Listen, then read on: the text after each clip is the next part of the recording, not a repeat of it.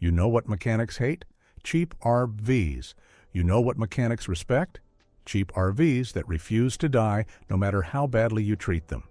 There's a huge difference between affordable and disposable, and most people learn that lesson the hard way, usually on the side of I-40 in the middle of nowhere. But here's what nobody tells you. Some budget RVs are built like Soviet-era refrigerators. They're not pretty, they're not fancy, but they'll outlive your warranty, your loan, and possibly your marriage. By the end of this list, you'll know exactly which cheap RVs are actually worth your money and why some mechanics would rather own one of these than a brand new luxury coach. 1.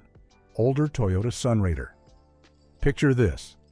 It's 1987. Hair metal is everywhere, and Toyota is quietly building what mechanics now call the cockroach of the RV world.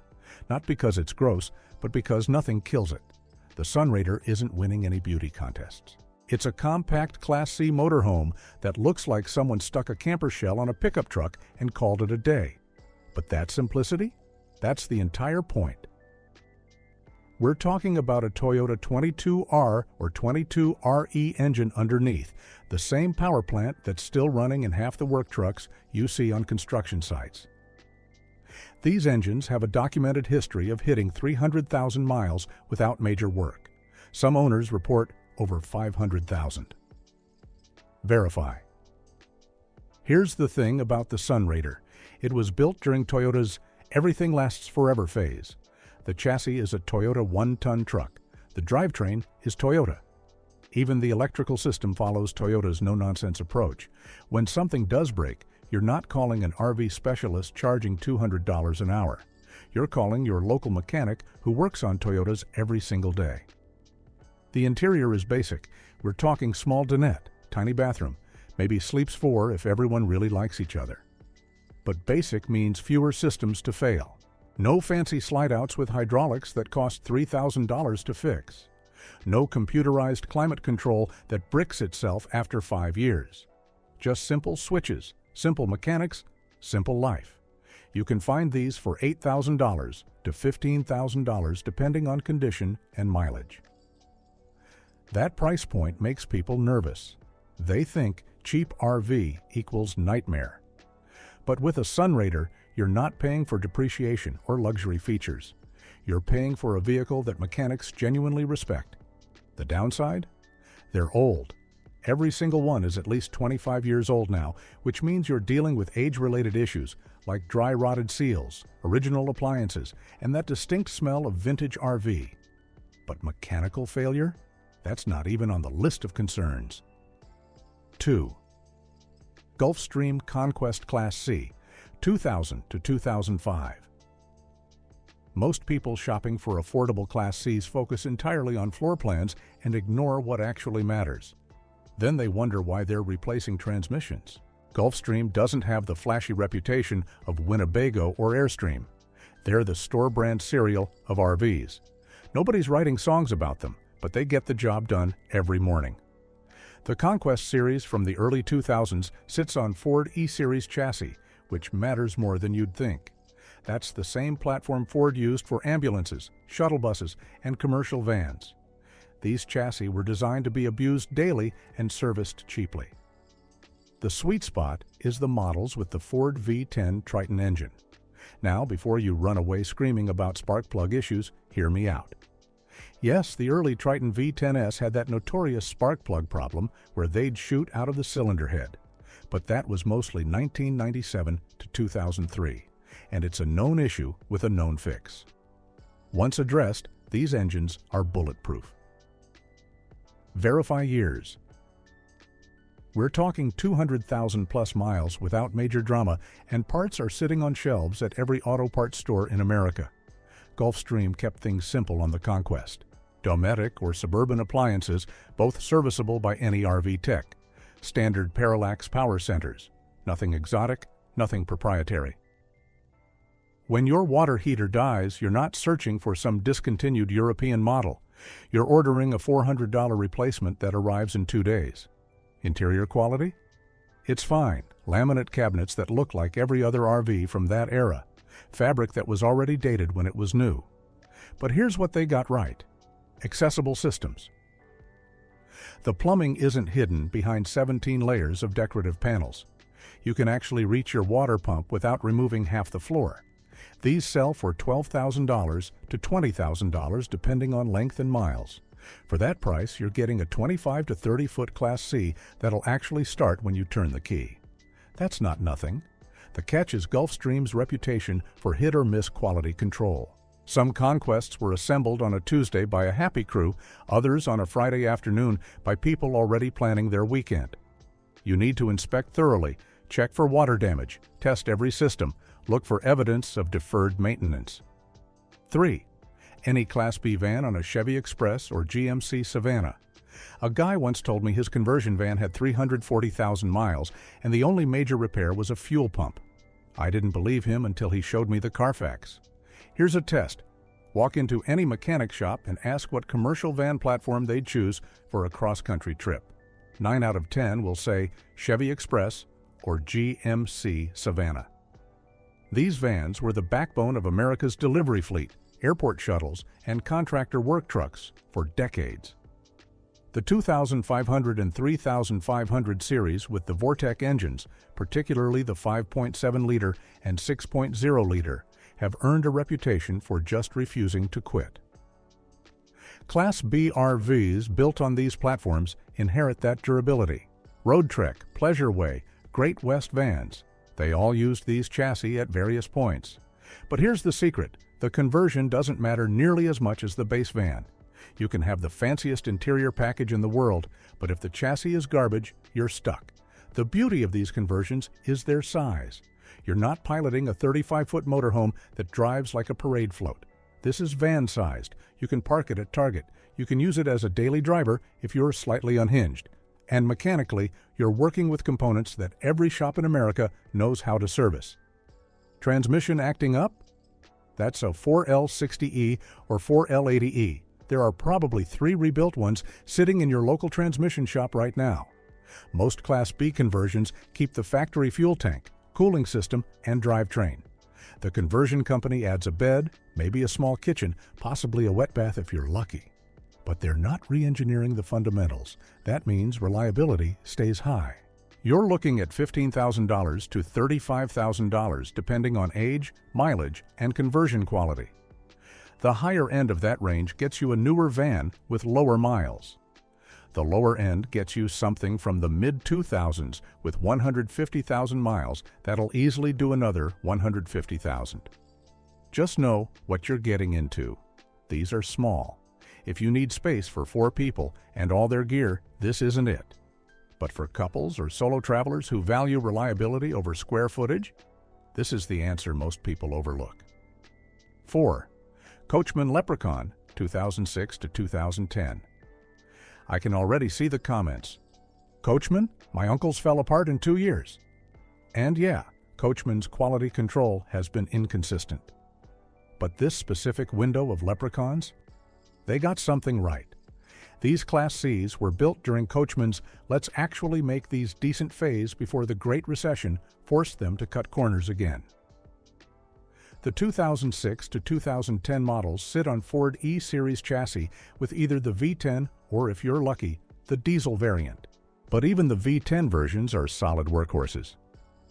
So Forest River owned Coachman by this point, and they were trying to prove they could build reliable entry-level coaches. What makes these specific years special is the parts availability. Everything in a Leprechaun from this era uses off-the-shelf RV components. Atwood furnace? Check. Suburban water heater? Yep. Dometic fridge? Absolutely. None of these parts are exotic or expensive. When something breaks, and things will break, because RVs are houses on wheels traveling 65 miles per hour over potholes, you can fix it without taking out a second mortgage. The floor plans are practical without being revolutionary. Most have a cab-over bed, dinette that converts, maybe a rear bedroom in longer models. The shower is small enough that you'll wonder if it was designed for actual humans. But the systems work, and that's what matters when you're dry camping in Utah and your water pump needs to actually pump water. Pricing sits around $18,000 to $30,000 depending on length and condition. You're not getting luxury, but you're getting something that starts, drives, and provides shelter without constant drama. For an entry-level RV, that's actually a high bar to clear. The Forest River build quality means you absolutely must inspect for water damage. Check every seam, every seal, every potential leak point. These weren't built in a NASA clean room. They were assembled quickly to meet demand. But if you find one that's been maintained and hasn't developed leaks, the mechanical components underneath are genuinely reliable. 5. Winnebago Mini Winnie, 1990s models, 75%. That's the percentage of 1990s Mini Winnies still registered and on the road according to RV registry data. Verify. Let that sink in. Most RVs from the 90s are either rotting in storage yards or being sold for parts. But Winnebagos from that era, they're still camping, still driving, still doing the thing they were built to do 3 decades ago. And it's not because their owners baby them, it's because Winnebago actually built them properly. The Mini Winnie was Winnebago's entry-level Class C, which sounds like it should be their worst product. But Winnebago's entry-level in the 90s still meant Ford chassis, Chevrolet chassis, or Dodge chassis, real truck platforms with real parts availability. It still meant Winnebago's own construction methods, which included better-than-average roof structures and decent insulation. Here's what separates these from their competitors: the thermo-panel sidewalls. Instead of the cheap, thin paneling most RV makers used, Winnebago used a block foam insulation system that held up better over time. Does that prevent all water damage? Nothing prevents all water damage in an RV. But it gives you a fighting chance, and it means these things actually insulate decently for their age. The mechanicals are straightforward American V8s or V6s depending on chassis choice. Chevy 454, Ford 460, Dodge 318. These are engines that mechanics grew up working on. Parts are cheap, knowledge is widespread, and catastrophic failure is rare if you change the oil occasionally. You can find decent examples for $10,000 to $18,000. Yes, they look dated. The wood paneling inside screams, 1994 was a complicated time for interior design. The upholstery might feature patterns that inspire questions about the designer's mental state. But the bones are solid, and that's what mechanics care about. The biggest risk is finding one that's been sitting unused for years. RVs hate sitting still. Seals dry out, mice move in, systems corrode. But a 90s Mini Winnie that's been used and maintained? That thing will probably outlive you. 6. Lazy Days. Any year. Most people have never heard of Lazy Days, and honestly, the owners seem to like it that way. Lazy Days is a small California company that's been building Class C motorhomes since 1969 using the same basic approach: one-piece fiberglass body, mid-entry door design, and absolutely no interest in following trends.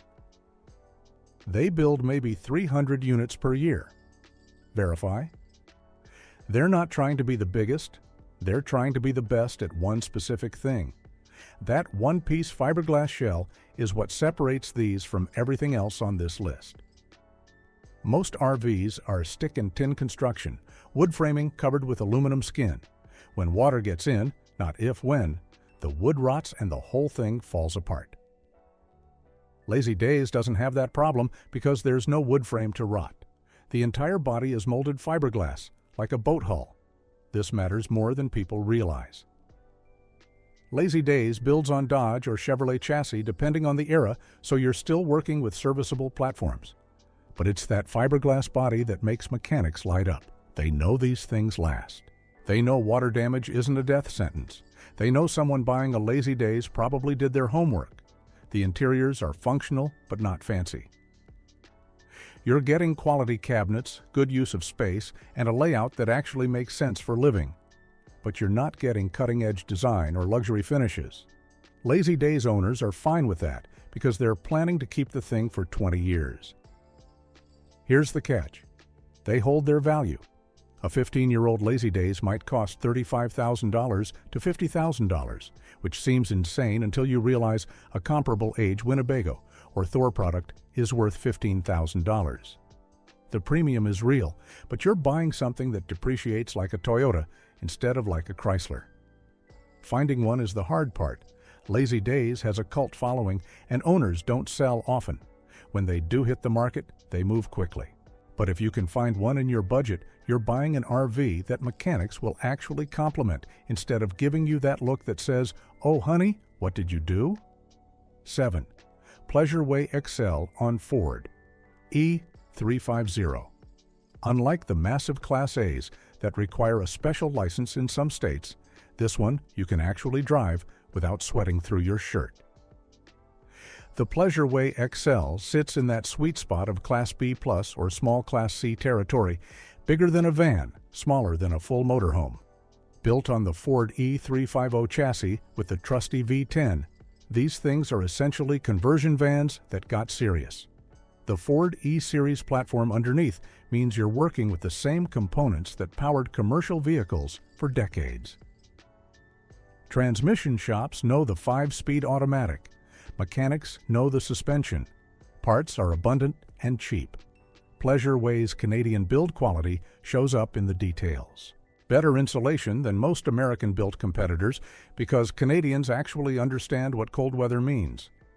More attention to moisture barriers and thermal brakes.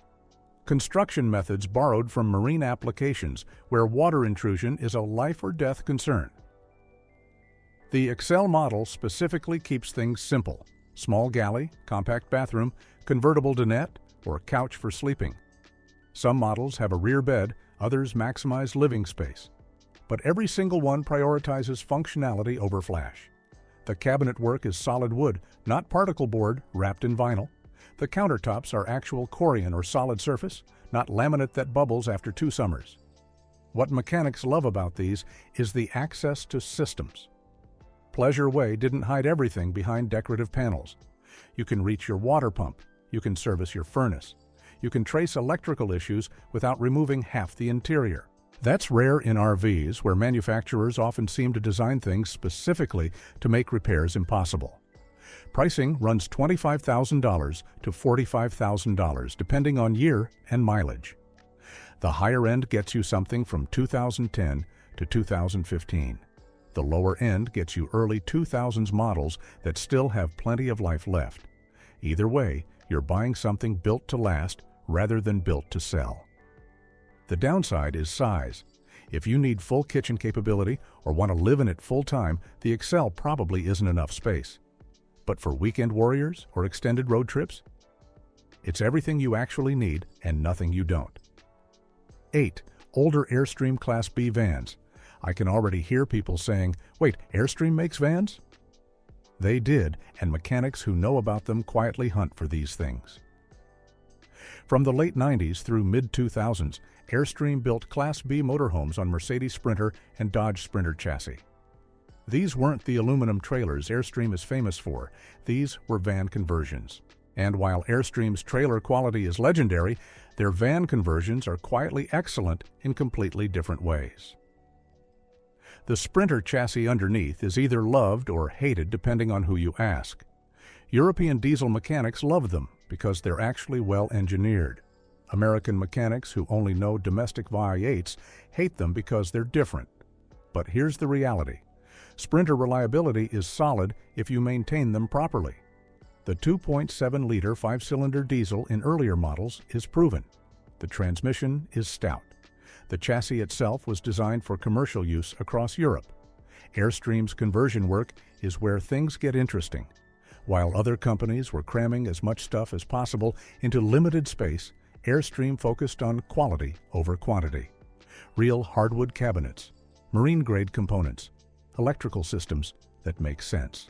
Everything is accessible and serviceable because Airstream understood their customers would actually use these vehicles hard. The interiors feel more like yacht than RV. Compact but refined. Every inch serves a purpose. Storage solutions that actually work. A wet bath that's small but functional. Kitchen facilities that are limited but practical. This is minimalism done right, not minimalism done cheap. You're looking at $20,000 to $40,000 depending on age and mileage. The Sprinter diesel factor keeps some buyers away, which works in your favor if you're not scared of European engineering. Parts are available, specialists exist, and the platform is proven worldwide. The learning curve is real, though. If you've only worked on American V8s, the Sprinter will require some education, but that's not the same as unreliable. It's just different. And if you're willing to learn or find a good Sprinter-savvy mechanic, you're buying something genuinely built to last. Chinook Concourse or Glacier? You know what makes this one special? Chinook doesn't exist anymore, but their RVs keep running like the company never died. Chinook built Class B and B plus motorhomes from 1973 to 2005, mostly in the Pacific Northwest. When they closed down, people assumed their RVs would become orphaned nightmares. No parts, no support, no hope. But Chinook had built everything using standard RV components on Ford or Chevrolet chassis. The company disappeared, but the RVs didn't need the company to survive. The Concourse and Glacier models from the late 90s through early 2000s represent Chinook at its best. These are the models where they'd figured out their formula and were just executing consistently. Ford E350 or E450 chassis. Standard Dometic and Suburban appliances. Nothing proprietary, nothing weird, nothing that required calling Chinook specifically. What separates Chinook from competitors is their construction approach. They use thicker insulation than most Class Bs. They paid attention to weight distribution, which matters when you're building on a van chassis. They designed floor plans that made sense for actual camping rather than for looking good at dealerships. The Concourse is the smaller version, basically a high-top van conversion with serious capability. The Glacier is slightly larger, closer to Class B plus territory. Both share the same build philosophy. Make it simple, make it durable, make it functional. Finding one requires patience because Chinook owners tend to keep them forever. When they do sell, pricing runs $15,000 to $30,000 depending on model and condition. For that money, you're getting something built by a company that cared more about longevity than quarterly sales targets. The fact that Chinook is gone actually doesn't matter for reliability purposes. Every component in these RVs is still serviceable. The chassis are common Ford platforms. The appliances are industry standard. You're not calling Chinook for parts, you're calling the same suppliers everyone else uses. Just make sure whatever you're looking at has been used regularly. Chinooks, like all RVs, hate sitting still, but one that's been camping regularly for 20 years? That thing has another 20 years in it easily. 10. Road Trek. Popular or versatile? There's a documented case of a Road Trek Popular hitting 400,000 miles on its original engine and transmission while still camping regularly. Verify. I saved this one for last because it represents everything this list is about. Cheap, reliable, and completely underestimated. Road Trek is to Class B RVs what Honda is to sedans. They're boring, everyone knows they work, and that reputation is entirely earned. The popular and versatile models built from the late 90s through the 2000s sit on Chevy Express or GMC Savannah chassis, which we've already established are bulletproof. But what Road Trek did with those platforms is what matters. While other conversion companies were trying to cram luxury features into limited space, Road Trek focused on engineering that actually worked. Their electrical systems use proper marine-grade components. Their plumbing layouts minimize failure points. Their insulation and climate control systems are designed by Canadians who understand what winter camping really means. The Popular is the more basic model, high-top van with efficient layout, good storage, functional bathroom.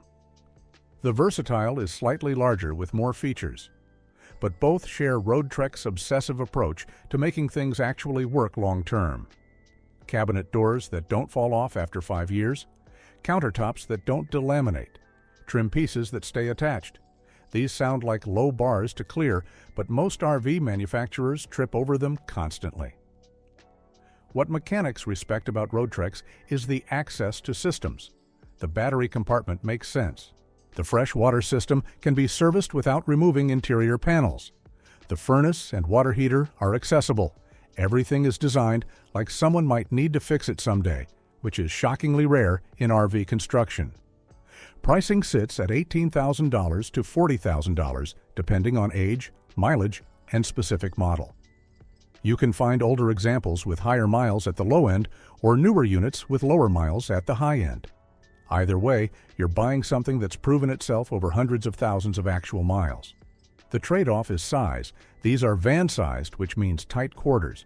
If you need space for more than 2 people or want to live full-time, you'll feel cramped. But for couples who actually want to travel instead of just park somewhere and pretend they're in a tiny house, this is exactly enough space and not a bit more. Roadtrek went through bankruptcy and ownership changes, but the older models don't care. They were built during the company's peak quality years, and they just keep working. That's why mechanics recommend them. Not because they're exciting or luxurious, but because they're the answer to the question, what cheap RV will actually last? So here's where we land. Cheap RVs don't have to be nightmares. The ones on this list aren't cheap because they're poorly built. They're cheap because they're old, unfancy, and overlooked by people chasing granite countertops and LED mood lighting. But mechanics know the truth. They know which ones keep running when the fancy stuff is already in the scrapyard. The common thread? Simple mechanical platforms, standard parts, and construction that prioritizes function over flash. Nothing exotic, nothing proprietary, nothing that requires calling a specialist 3 states away when something breaks. Which one would you actually buy? Drop a comment and let me know if I missed anything obvious. And if you found this helpful, hit that subscribe button because we're doing a deep dive on truck campers next week that's going to make some of you rethink your entire camping setup. Until then, keep it simple, keep it reliable, and remember, the best RV is the one that actually starts when you're ready to leave.